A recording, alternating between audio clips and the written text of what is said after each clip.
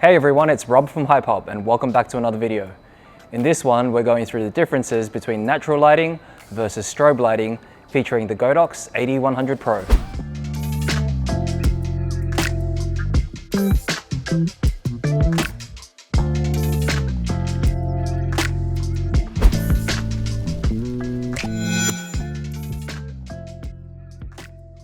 Thanks for watching. Don't forget to hit that subscribe button for more videos just like this. Hit the notification bell to be updated of any new content we release.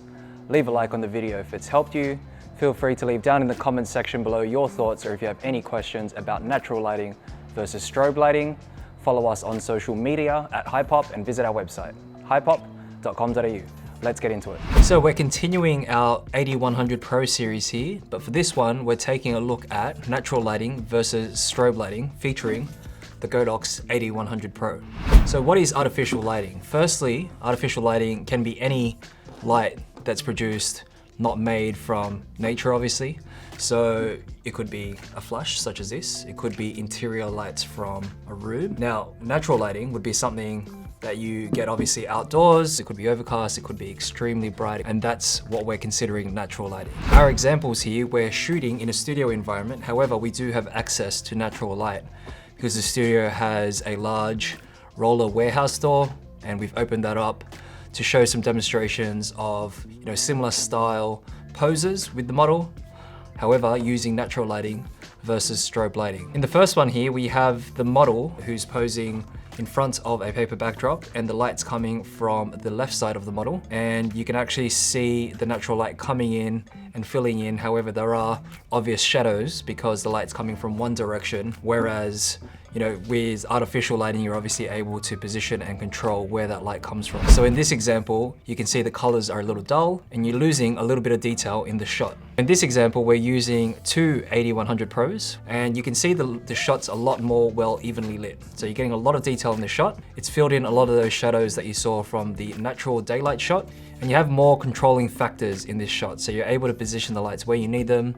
You're able to control the intensity, and you don't have to rely on natural lighting that's coming from outdoors. So if a big cloud came past and reduced that ambient lighting, you're gonna have to change your camera settings.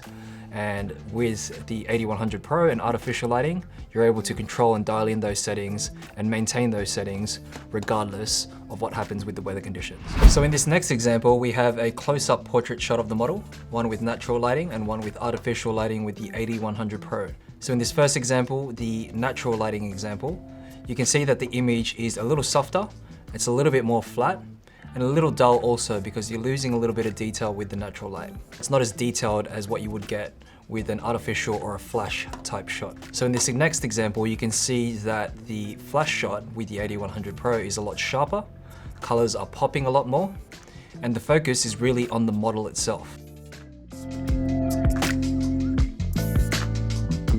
So my final thoughts regarding natural lighting versus strobe lighting are that natural lighting is obviously a great place to start, especially if you're playing around with how light falls on your subject. So using the available natural lighting outside, regardless of the type of weather conditions you have, so it could be a completely sunny day, it could be overcast, understanding how the light and the shadow takes part when taking a shot of your subject. When you're jumping into artificial lighting, the great thing about it is that you can control so many different factors, similar to how you can control factors on your camera and the camera settings when using and shooting in manual.